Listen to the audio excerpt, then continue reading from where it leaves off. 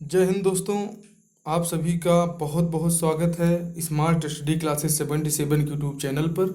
ये दोस्तों छत्तीसगढ़ का जो सामान्य अध्ययन है, ये सामान्य अध्ययन का ये मॉडल पेपर है दोस्तों, जो आपने जो है 2011 वाली परीक्षा में देखा है कि छत्तीसगढ़ पुलिस सब इंस्पेक्टर में इस प्रकार के प्रश्न पूछे जाते हैं।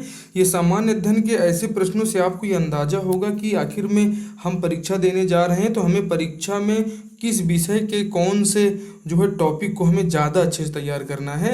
आइए इन प्रश्नों को हम लोग देखते हैं। ये बहुत ही महत्वपूर्ण प्रश्न है दोस्तों। आइए, आपका स्वागत है। और आज का ये देखिए पहला प्रश्न कौन सा है कि राजनैतिक दलों को मान्यता कौन देता है दोस्तों? संसद, राष्ट्रपति, सर्वोच्च न्यायालय या चुनाव आयोग? तो इससे हमें ये कन्फर्म हो रहा है दोस्तों कि इसका ऑप्शन डी सही है।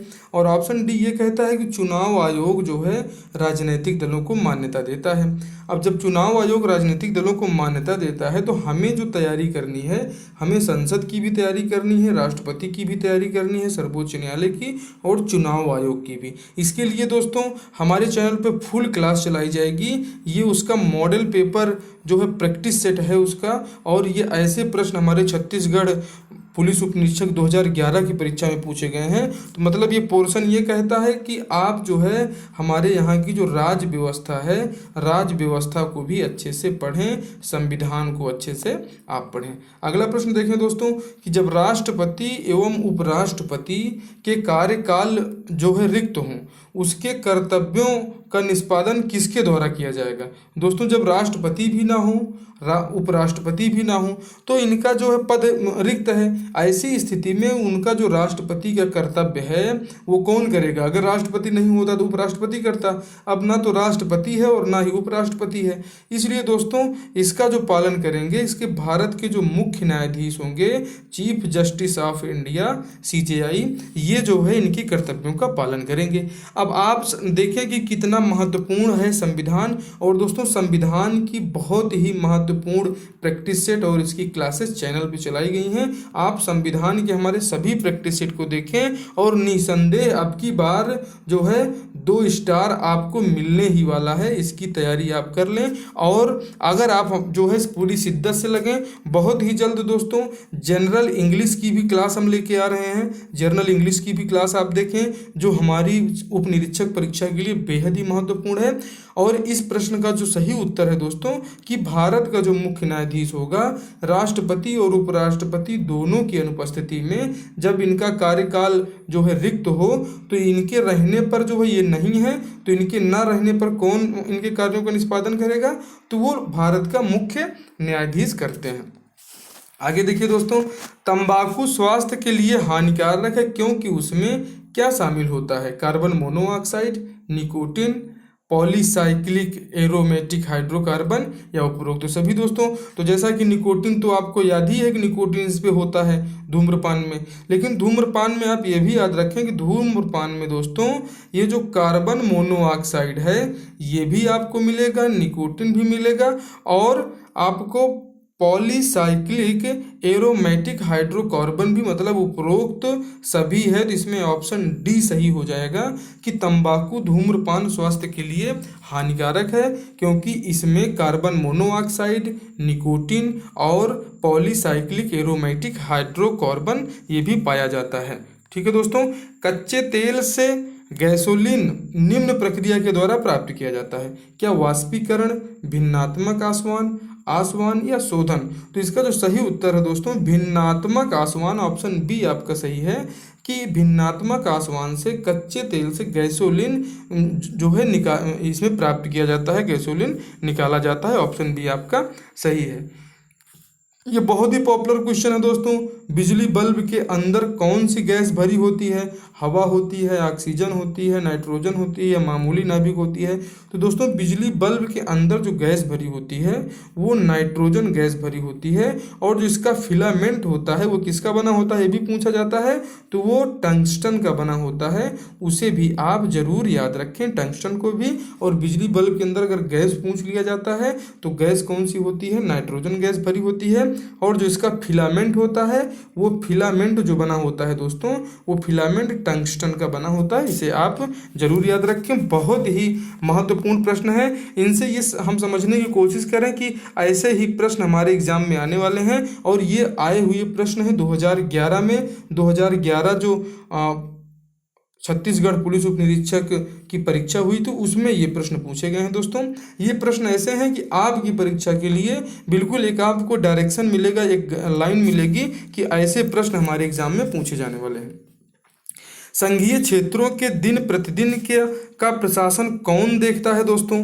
तो ये बहुत ही महत्वपूर्ण है, केंद्रीय गृह मंत्रालय देखता है। संघीय क्षेत्र मतलब जो हमारे केंद्र शासित प्रदेश हैं, जैसे आप दिल्ली को देखते हैं तो दिल्ली कौन चलाता है? तो उपराज्यपाल चलाता है। जिससे आपको बिल्कुल ये कन्फर्म होगा कि जो केंद्र शासित प्रदेशों में जो दिन प्रतिदिन का डेली का प्रशासन है वो जो है राज्यों में तो मुख्यमंत्री देखता है, लेकिन जो केंद्र शासित प्रदेश हैं, जो संघीय प्रदेश हैं, उसमें उपराज्यपाल ही जो है इसके प्रमुख प्रशासक होते हैं। और ऑप्शन बी आपका इसमें सही है। ठीक है दोस्तों, आगे देखिए कि भारत छोड़ो आंदोलन का नारा किसने दिया था? अब भारत छोड़ो आंदोलन का नारा सुभाष चंद्र बोस जी तो बिल्कुल नहीं दे सकते। मदन मोहन मालवीय कोई ज़रूरत ही नहीं है। मार्को पोलो को आप जानते ही हैं। महात्मा गांधी 1942 का जब भारत छोड़ो आंदोलन आप देखते हैं और इस समय सेकेंड वर्ल्ड वार चल रहा होता है तो एक बहुत अच्छा मौका होता है हम भारतवासियों के लिए। और उसी समय महात्मा गांधी जी ने ये जो है भारत छोड़ो आंदोलन का नारा भी दिया, और साथ ही उन्होंने क्या कहा, इसी में कहा था करो या मरो। तो करो या मरो इसीलिए उन्होंने कहा था कि अब ये बहुत ही बेहतरीन मौका है और हमें आज़ादी ले ही लेनी चाहिए। लेकिन ये आज़ादी मिल नहीं पाई, और जब सेकेंड वर्ल्ड वार ख़त्म हुआ उसके बाद अंग्रेज लोग जो है लॉर्ड माउंटबेटन वाला प्लान लाते हैं। फिर 3 जून 1947 को भारत पाकिस्तान के रूप में इसका बंटवारा हो जाता है, और तब हमें जाके आज़ादी मिलती है। आपकी बहुत अच्छी क्लासेस हैं, ये सब महत्वपूर्ण क्लासेस चैनल पे अपलोड हैं। आप हमारे सभी प्रैक्टिस सेट को देखें, और जनवरी से लेकर दिसंबर माह तक के करंट अफेयर आप देखें 2021 के, और 2022 में जो है जनवरी के करंट अफेयर चैनल पर अपलोड है, उन्हें भी देखिए। साथ ही छत्तीसगढ़ सब इंस्पेक्टर की जो परीक्षा है इसके लिए जो आपका मध्यकालीन भारत से प्रश्न आने वाले हैं वो पूरा मध्यकालीन भारत आपको पढ़ाया गया है। 1857 का स्वतंत्रता संग्राम पढ़ाया गया है। और अगर आप हिंदी व्याकरण के लिए बहुत ही परफेक्ट क्लासेस हैं दोस्तों, आप इन्हें जरूर देखिए। हिंदी व्याकरण आप सभी प्रश्न सॉल्व करके आएंगे। हमारे चैनल पर से प्रैक्टिस सेट अपलोड है। बनारस हिंदू विश्वविद्यालय की स्थापना किसने की थी दोस्तों? तो सुभाष चंद्र बोस, मदन मोहन मालवीय, मार्को पोलो, महात्मा गांधी। तो हम सभी जानते हैं कि बनारस हिंदू विश्वविद्यालय की स्थापना मदन मोहन मालवीय जी ने की थी। ऐसे प्रश्न आए थे, और ऐसे सभी महत्वपूर्ण प्रश्न दोस्तों एनसीईआरटी बेस्ड ये सब प्रश्न हैं, और एनसीईआरटी बेस्ड हमारे चैनल पे इसके प्रैक्टिस सेट चलाए जा रहे हैं। महत्वपूर्ण फैक्ट विथ जो है रेफरेंस अच्छे से उसमें आपको बताया गया है, और आपको 50-50 का टारगेट देके उसमें आपको 70 से 80 क्वेश्चन हर वीडियो में कवर कराया गया है। इंडिया विंस फ्रीडम पुस्तक के लेखक कौन है दोस्तों?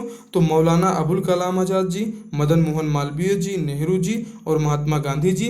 तो जो इंडिया विंस फ्रीडम पुस्तक है दोस्तों उसको लिखा था, ऑप्शन ए आपका सही हो जाएगा, मौलाना अबुल कलाम आज़ाद जी। ठीक है दोस्तों, आगे देखिए 1 किलोबाइट में जो है कितने बिट्स के बराबर होता है दोस्तों? तो ये 1024 तो हम लोग सभी जानते हैं, और ये प्रश्न जो है उस एग्जाम में पूछा गया है। मतलब हमें कंप्यूटर का जो जनरल अवेयरनेस है, कंप्यूटर का सामान्य ज्ञान हमें याद करना है, और कंप्यूटर की सामान्य ज्ञान की कंप्यूटर की क्लासेस चैनल पे उपलब्ध हैं। आप हमारे प्रैक्टिस सेट को जरूर देखिए। तो दोस्तों 1 किलोबाइट में जो है कितने बिट्स के बराबर होता है? तो 1 किलोबाइट 1024 के बराबर होता है। इसे अब आपको याद रखना है। और 1 किलोबाइट वाला ये जो प्रश्न है दोस्तों ये रिपीटेड है, और आप इसे देखें कि अब अगला है हाइड्रोजन बम किस सिद्धांत पर काम करता है? तो परमाणु विघटन, परमाणु संलयन, परमाणु विकिरण, या इनमें से कोई नहीं। तो जो परमाणु विघटन है आप देखिए कि यूरेनियम 239 जब आप देखते हैं हमारे चैनल पे, आप हमारे साइंस वाली क्लासेस को देखें जो है, तो परमाणु बम का जो सिद्धांत है वो काम किस पे करता है? तो इसका ऑप्शन बी सही हो जाएगा, परमाणु संलयन जो सिद्धांत है इस सिद्धांत पर हाइड्रोजन बम काम करता है, बहुत ही महत्वपूर्ण है दोस्तों। आगे देखिए कि हमारे चैनल पे विज्ञान की बहुत ही महत्वपूर्ण क्लासेस अपलोड हैं, आप उन्हें जरूर देखें। और संयुक्त राष्ट्र संघ की सुरक्षा परिषद में कितने स्थायी सदस्य हैं? तो दोस्तों इसमें 5 हैं, हम सभी लोग जानते हैं।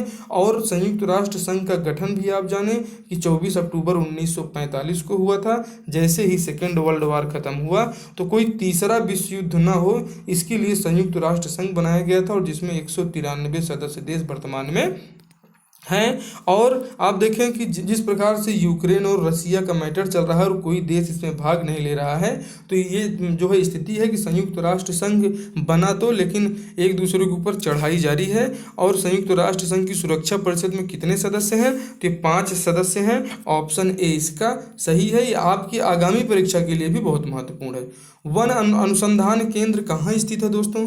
दिल्ली, भोपाल, देहरादून, लखनऊ। तो जो वन अनुसंधान केंद्र है ये हमारा स्थित है, ऑप्शन सी सही हो जाएगा। देहरादून में हमारा वन अनुसंधान केंद्र स्थित है। राज्य विधानसभा में वित्त विधेयक जो है किसकी पूर्वानुमति से प्रस्तुत किया जाता है? राज्य के राज्यपाल, राज्य के मुख्यमंत्री, वित्त मंत्री या विधानसभा अध्यक्ष? तो आप देखें कि वित्त विधेयक की जो प्रस्तुति है इसमें राज्यपाल की पूर्व अनुमति लेना अति अनिवार्य है, इसलिए राज्यपाल की पूर्व अनुमति के बाद ही जो वित्त विधेयक हैं वो राज्य की विधानसभाओं में प्रस्तुत किए जाते हैं। ये देखिए दोस्तों, south eastern cold field limited का मुख्यालय कहाँ है? कोरबा, बस्तर, रायपुर या बिलासपुर? तो हम सभी जानते हैं कि south eastern coal field limited का मुख्यालय ऑप्शन डी बिलासपुर में है दोस्तों। ये वेरी इंपॉर्टेंट क्वेश्चन है। और गोमर्डा अभ्यारण्य, ये अभ्यारण्य किस जिले में स्थित है दोस्तों? तो ये हमारे रायगढ़ जिले में स्थित है, इसे आपको याद रखना है। और छत्तीसगढ़ स्पेशल की जो क्लासेज हैं दोस्तों, उन क्लासेज में सभी अभ्यारण्यों के बारे में आपको बताया गया है। छत्तीसगढ़ की लोक संस्कृति और कला के बारे में बहुत अच्छी क्लासेस, टॉप क्लासेस चल रही हैं, आप इनको देखें। ये सारी क्लासेस चैनल पे अपलोड हैं और निसंदेह ऐसे प्रश्न उसमें कराए गए हैं कि जो आपकी परीक्षा के लिए 100% महत्वपूर्ण है और आपको आने वाली परीक्षा में जरूर देखने को मिलने वाले हैं। दोस्तों 12वीं पंचवर्षीय योजना की अवधि क्या है? 2011 से 16, 12 से 17, 10 से 15 या 13 से 18? तो 2012 से 17 है, ये हमारी 12वीं पंचवर्षीय योजना की अवधि है, इसे आपको याद रखना है। ये वेरी इंपॉर्टेंट क्लास है और ये क्वेश्चन उस समय का है, 2011 में पूछा गया था, लेकिन आज भी ये जो है कई बार परीक्षाओं में बार बार रिपीट हो रहा है, इसलिए आप इसे जरूर याद रखें। दोस्तों ये देखिए कि ल्यूकेमिया या रक्त कैंसर किसकी अत्यधिक वृद्धि को दर्शाता है? तो ये दोस्तों दर्शाता है लाल रक्त कोशिका, सफ़ेद रक्त कोशिका, रक्त विषाणु या रक्त प्लाज्मा। तो ये जो ऑप्शन हमारा बी है दोस्तों, ये सफ़ेद रक्त कोशिका को, ये ल्यूकेमिया या रक्त कैंसर किसकी अत्यधिक वृद्धि होती है? तो इसमें सफ़ेद रक्त कणिका की वृद्धि होती है। आप टॉप क्लासेस साइंस की अपलोड है दोस्तों, जिसमें इन सभी चीज़ों के बारे में बताया गया है, आप उनको जरूर देखिए और इन सभी प्रश्नों के उत्तर आपको हमारी जो है विज्ञान वाली क्लासेस में मिल जाएंगी। आगे देखें दोस्तों, भारत की सबसे बड़ी झील कौन सी है? तो दोस्तों नैनीताल झील है क्या, सांभर है, चिल्का है, या इनमें से कोई नहीं? तो ये जो चिल्का झील है दोस्तों, ये भारत की सबसे बड़ी झील है। ऑप्शन सी हमारा बिल्कुल करेक्ट आंसर इसका है। आगे देखिए, पैरेलल पोर्ट का इस्तेमाल सामान्यतः कहाँ होता है? प्रिंटर में, मॉनिटर में, माउस में या वाह स्टोरेज में? तो जो ऑप्शन डी है दोस्तों, ये पैरेलल पोर्ट जो होता है ये वाह स्टोरेज डिवाइस के रूप में है, कि जब हम उसमें आप देखें कि यहाँ पे जब सीपीयू में यहाँ पे जो पोर्ट लगे हुए रहते हैं, इन पोर्टों को जो ये पोर्ट है, ये यही पोर्ट वाह स्टोरेज के लिए इसमें इसका यूज किया जाता है। तो ये पैरेलल पोर्ट जो है ये बहुत ही महत्वपूर्ण है। आप हमारी कंप्यूटर वाली क्लास जरूर देखिए, आपको इन सभी प्रश्नों की महत्वपूर्ण क्लासेस चलाई गई हैं, आप जरूर देखें, आप जो है परीक्षा के लिए बेहद महत्वपूर्ण है। विश्व का सबसे छोटा महासागर कौन सा है दोस्तों? तो ये जो आर्कटिक महासागर है ये विश्व का सबसे छोटा महासागर है, और इसको आप अब याद रखिए। मतलब ये एक डायरेक्शन हमें मिल रहा है कि हमें इन क्षेत्रों में तैयारी करनी है। ये ओल्ड पेपर है और ओल्ड पेपर हमें डायरेक्शन बताता है कि हम पढ़ें तो आखिर में पढ़ें क्या। ठीक है दोस्तों, भारत के किस शहर को सिलिकॉन वैली कहा जाता है दोस्तों? हैदराबाद को कहा जाता है, बेंगलोर को, मुंबई को या चेन्नई को? तो जो हमारा बेंगलोर है दोस्तों, इसी बेंगलोर को जो है क्या कहा जाता है? सिलिकॉन वैली कहा जाता है। ऑप्शन बी हमारा बिल्कुल करेक्ट है। अगला देखिए दोस्तों, अभिनव बिंद्रा किस खेल के खिलाड़ी हैं? तो ये दोस्तों जो हमारे हैं बहुत अच्छे निशानेबाज हैं। ये सीधे जो है आप देखिए कि बुल में निशाना लगाने वाले व्यक्ति हैं। इनका टारगेट सीधे बुल में होता है। और अभिनव जो बिंद्रा जी हैं ये निशानेबाज हैं। तो निशाना कहाँ लगाएंगे? तो निशाना सीधे जो है टारगेट के बिल्कुल बीचों बीच हिट करते हैं और इसी को बुल कहा जाता है। ये बहुत ही महत्वपूर्ण है। आगे देखिए, द्रोणाचार्य पुरस्कार किस क्षेत्र में दिया जाता है दोस्तों? शैल्य चिकित्सा, खेल चिकित्सा प्रशिक्षक, फिल्म के क्षेत्र में, सामाजिक क्षेत्र में। तो जो द्रोणाचार्य पुरस्कार है, आप देखें कि द्रोणाचार्य जो है बहुत ही अच्छे प्रशिक्षक रहे और खेल के लिए इनके नाम से पुरस्कार जो है प्रदान किया जाता है। तो ऑप्शन बी हमारा इसमें जो है सही हो जाएगा। इसका सही आंसर है जो है कि द्रोणाचार्य पुरस्कार खेल प्रशिक्षण के क्षेत्र में दिया जाता है। आगे देखिए दोस्तों, बहुत ही महत्वपूर्ण प्रश्न है ये कि सिनागोग, ये कई बार पूछा गया है, वेरी इंपॉर्टेंट है। और ये किसके पूजा की जगह है? यहूदियों के है, पारसी के है, सीटोवादी है, टाओवादी। तो ये जो सीटोवादी धर्म है दोस्तों, आप इसको भी पूछ लिया जाता है कि जापान का जो है प्रमुख धर्म है सीटोवादी। और ये सिनागोग जो है ये पूजा स्थल है किसका? ऑप्शन ए आपका सही है, यहूदियों के पूजा स्थल को सिनागोग कहा जाता है। इसे आपको याद रखना है। आगे देखिए दोस्तों, ट्राइनाइट्रोटाइलिन TNT ये क्या है? एक विस्फोटक है, खाद्य पदार्थ है, कीटनाशक है, दवा है? तो जो हमारे जो है पुलिस के कर्मचारी हैं इन सभी को तो ये पता है कि ट्राइनाइट्रोटाइलिन एक प्रकार का जो है विस्फोटक है।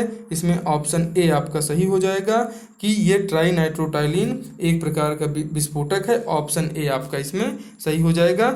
आपको बिल्कुल ऑप्शन बी में नहीं जाना है, ये खाद नहीं है, ये है ट्राइनाइट्रोटाइलिन, ये एक प्रकार का विस्फोटक है। ऑप्शन ए आपका बिल्कुल सही है। ठीक है दोस्तों, आगे देखिए, आपकी पंचायत में महिलाओं का कितना प्रतिशत प्रतिनिधित्व है? इनको जो पंचायत में महिलाओं को जो आरक्षण मिला है, तो पंचायत में महिलाओं का कितना प्रतिनिधित्व फिक्स है? तो ये 50% इनका जो प्रतिनिधित्व है ये पूरी तरह से फिक्स है। इसे आपको याद रखना है। ऑप्शन डी आपका बिल्कुल सही हो जाएगा। आगे देखिए दोस्तों, कबीर पंथियों का धर्मनगर किसे कहा जाता है?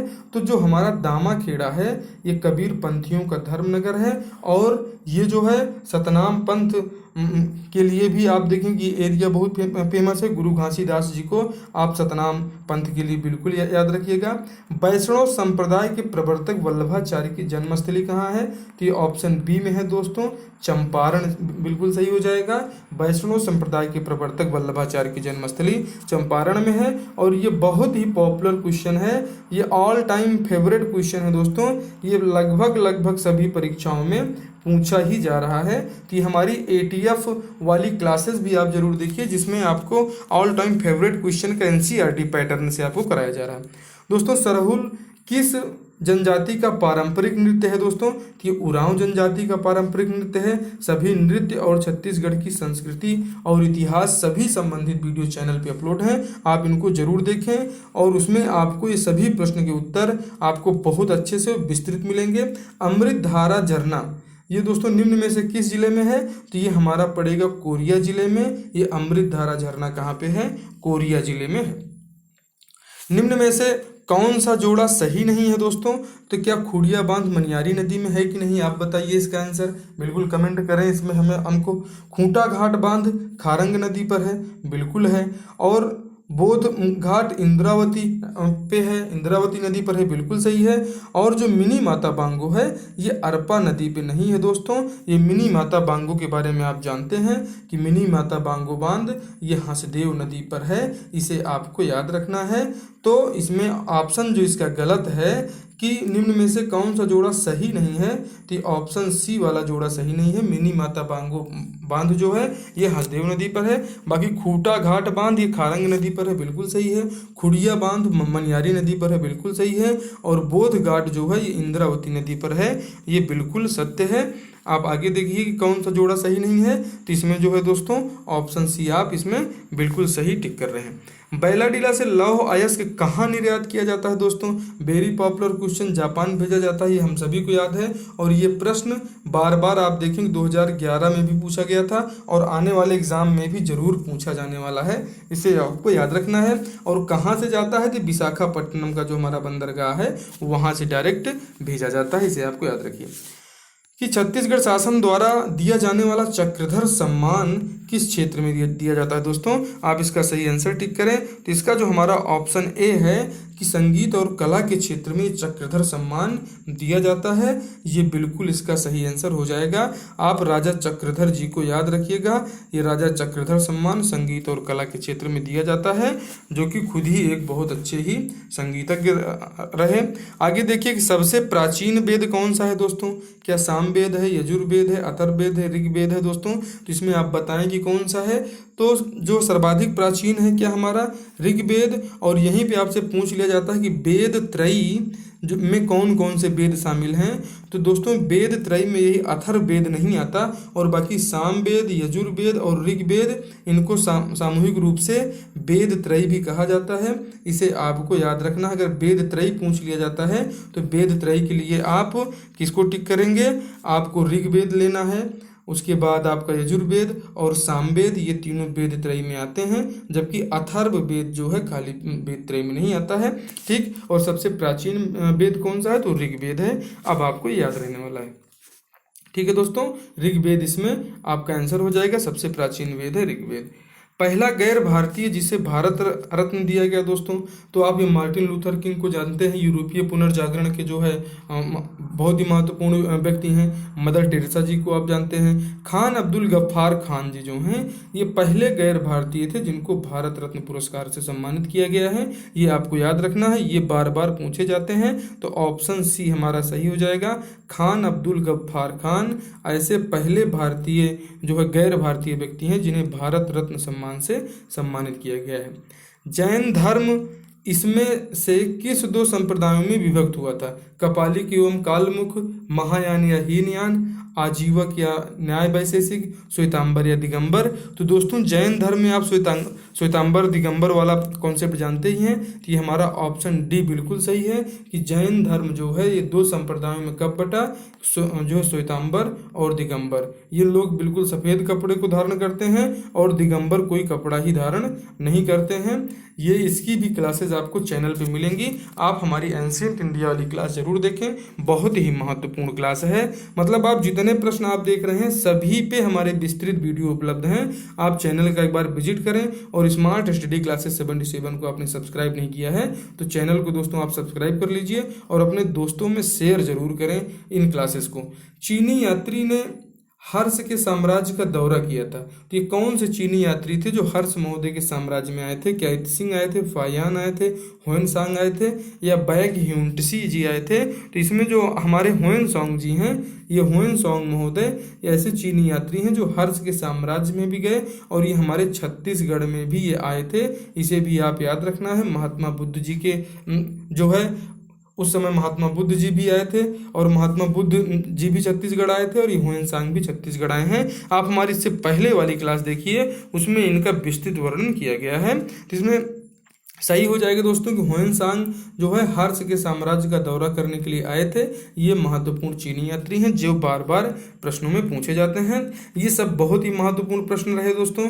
ऐसे प्रश्नों का आपको डायरेक्शन मिल रहा है। आप छत्तीसगढ़ पुलिस परीक्षा में आने वाले सामान्य अध्ययन की अगली क्लास जरूर देखें, जो आपको बिल्कुल मॉडल पेपर साबित होगा और इसमें से प्रश्न अवश्य पूछे जाएंगे। आप इन क्लासेस को लाइक करें और स्मार्ट स्टडी क्लासेस को सब्सक्राइब नहीं किया है तो आप सब्सक्राइब कर लीजिए और अपने दोस्तों में शेयर जरूर करें। दोस्तों आपसे मिलते हैं जो है महत्वपूर्ण क्लासेस को लेकर अगली कक्षा में। और आप अपनी तैयारी में लगे रहें। और नवरात्रि का समय चल रहा है, माँ दुर्गा से ये जो है प्रार्थना करें कि आने वाला समय आपके लिए उन्नति से भरा हो, जिसमें आपका डेवलपमेंट हो और आप जो है ये स्टार जो जिसके लिए हम परेशान हैं, ये 2 स्टार आपके कंधे पर सुशोभित हो। माँ दुर्गा से ही कामना है। आपसे मिलते हैं अगले वीडियो में। जय हिंद, जय भारत।